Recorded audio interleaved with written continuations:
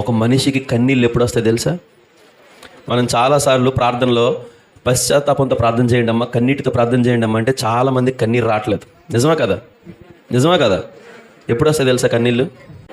మనకి శ్రమ ఉందని మనం ఫీల్ అవ్వట్లా, చెప్పుకుంటున్నాం నాకు శ్రమ ఉంది, నాకు శోధన ఉంది, కష్టం ఉంది.